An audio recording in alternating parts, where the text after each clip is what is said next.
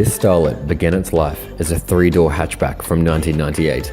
It was designed to be safe, lightweight, and economical. Now only one of those 3 characteristics remain. Almost every vital component has been changed to become race-orientated. It no longer produces the factory 55 kilowatt, nor does it have the same engine.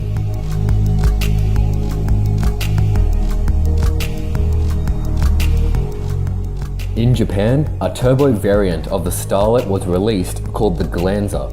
It came equipped with the turbo 1.3, which made as much as 98 kilowatt. They were never delivered to Australia. We only received the GT Starlet featuring the same engine. If you wanted a fast Starlet, you'd need to build it off the base model or the GT Starlet. This one was the base model, with the engine swapped out for the 4E FTE.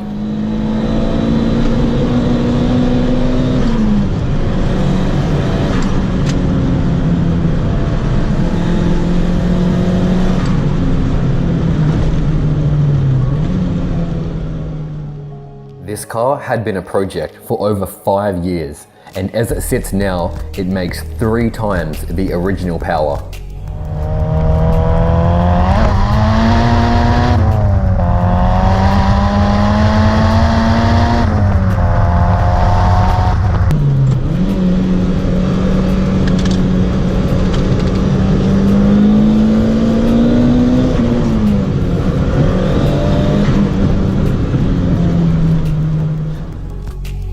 There is no air conditioning, power steering, or power windows. The spare tyre doesn't even fit over the bigger brakes, so that's gone too. In total, it weighs between 800 and 850 kilos and produces 150 kilowatt at the front wheels.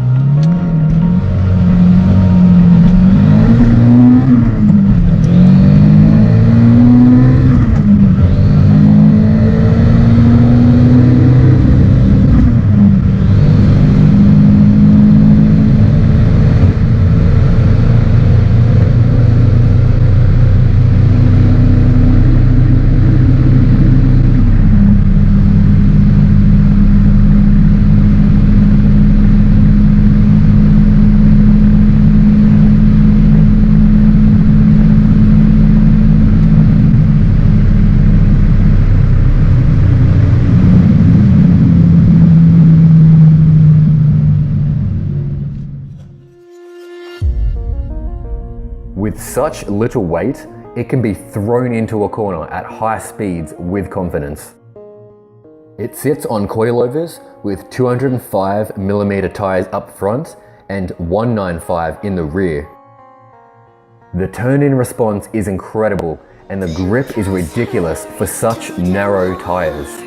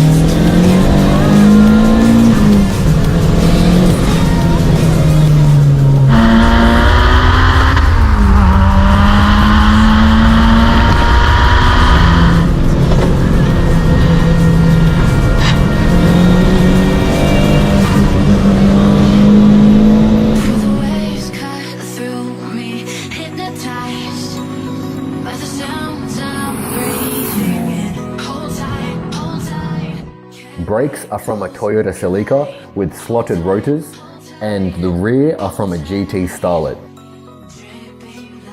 Boost is turned up to 16 psi and spools very late. Around 4,500, you'll start to feel the turbo. so you'll really need to rev it to feel any power. First gear is useless for laying down power. You feel connected with the car and the road with such a light shell. The bigger brakes allow for late braking, and the suspension setup allows it to corner flat with no body roll.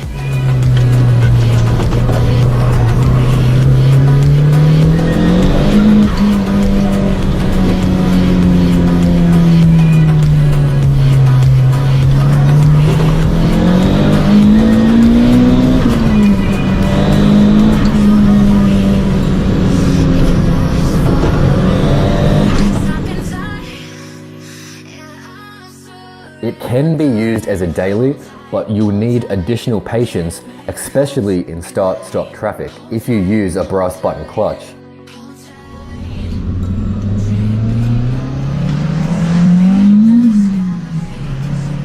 The gearbox isn't smooth, it feels mechanical and clunky. Usually takes an extra 1 to 2 seconds to shift into second gear at high RPM.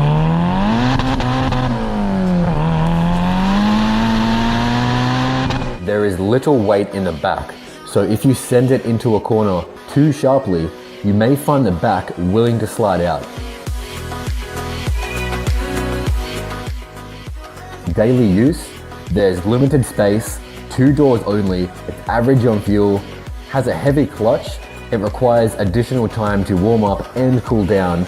Maintenance is higher than an average car, but cheaper than most cars.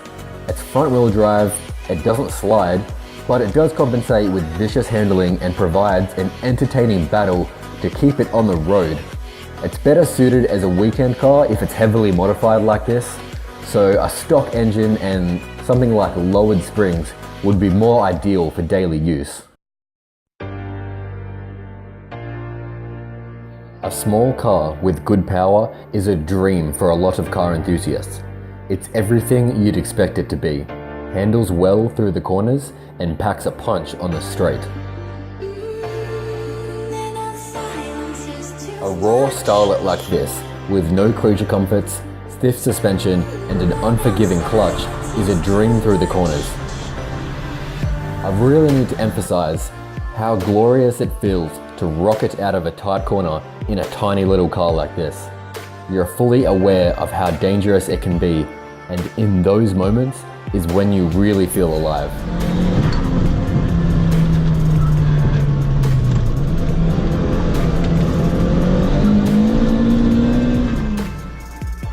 Most of the time, you're not driving hard, and you need a car that can be fast and comfortable at the same time. In my opinion, a lightly modified Starlet with power steering and air conditioning is more ideal if it's your only car. But if not, learn some patience and concentrate on perfecting the relationship between man and machine, because it's well worth it.